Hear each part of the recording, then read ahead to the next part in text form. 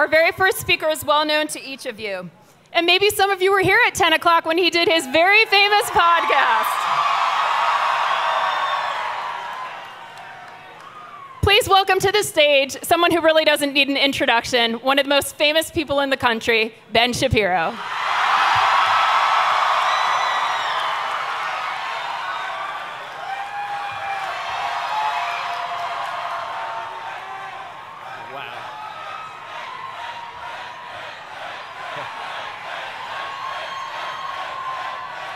What an amazing event. What an amazing showing for life.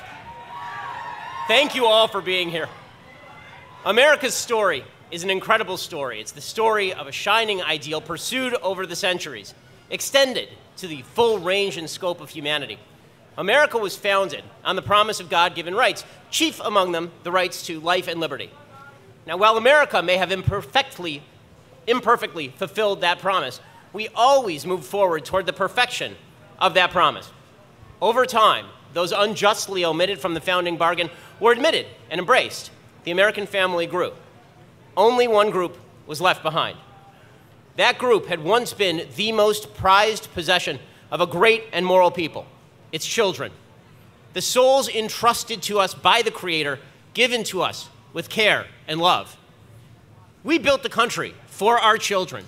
We built our lives for our children. And then something happened. We, as a country, decided to erase them. We decided that the present was more important than the future. We decided that convenience was more important than basic decency. We decided that we could safely blot out millions of souls who could not protect themselves, still forever, voices that could not speak. We dehumanized the most human, the most innocent among us. We lied to ourselves. And then we built walls around that lie. We lied about the science. We falsified anti-scientific arguments about the origin of life. We pretended that human beings were not actually human beings. We pretended that human beings with DNA different from their fathers and their mothers, human beings producing their own red blood cells by 12 weeks, their own fingerprints by week 8, their own developing eyes, legs, and hands by week 5, their own forming nervous systems by week 3. We pretended that these were not human beings, human lives at all, but disposable balls of meat. We fought to avoid looking directly at the ugly truth of what we had done. We created euphemisms: termination of pregnancy, abortion, choice.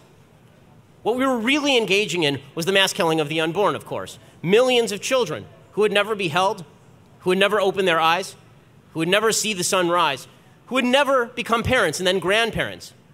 The dismemberment of babies in the womb, the torture of tiny bodies. And we told ourselves that we were virtuous for our lie. We reversed good and evil. We told ourselves that the killing had to continue, because if it didn't, we'd be disadvantaging women or raising crime rates or imposing economic hardship. We told young women that abortion wasn't merely a choice, it was a valuable, worthwhile choice. We told them to shout their abortion, to be proud of participating in the killing of the unborn. We excised those who stood for life. Governor Andrew Cuomo of New York said just a few years ago that those who are right to life, quote, have no place in the state of New York.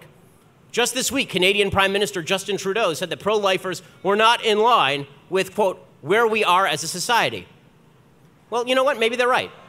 Maybe we today here are not in line with society. We do live in a time when the Democratic Party has embraced abortion as a sacrament. And by the way, a time when many in the Republican Party spent years pledging to defund Planned Parenthood and then didn't do it when they were given the power to do so.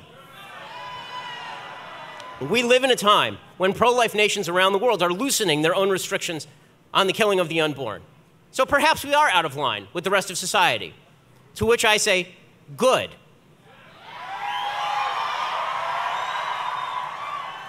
So were the abolitionists. So were the civil rights marchers.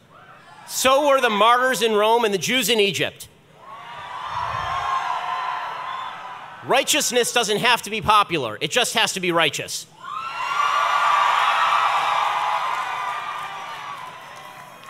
And so we march. We march for those who can't. The media will ignore us because they always do. They'll cover other marches, you know, the 5 people who show up tomorrow. They'll cover the marches they prefer politically. They bet that the tens of thousands of us who brave the cold every year to stand here with the souls of the future America will be forgotten. We will not be forgotten. our children slaughtered over the decades remember. They look at us from above, and they know that they meant something, that they do mean something, so long as we keep them in our minds and in our hearts.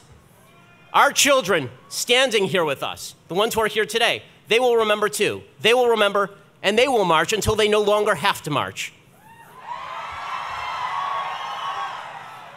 Our children yet unborn will remember, and they will thank us in their prayers.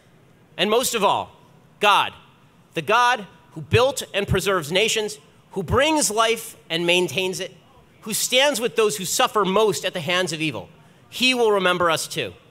He will remember America, and he will bless her.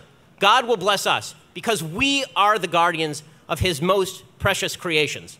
We stand between America and the darkness, and we will march until that darkness is banished forever and all of our children can stand together in the sunlight. Thank you so much.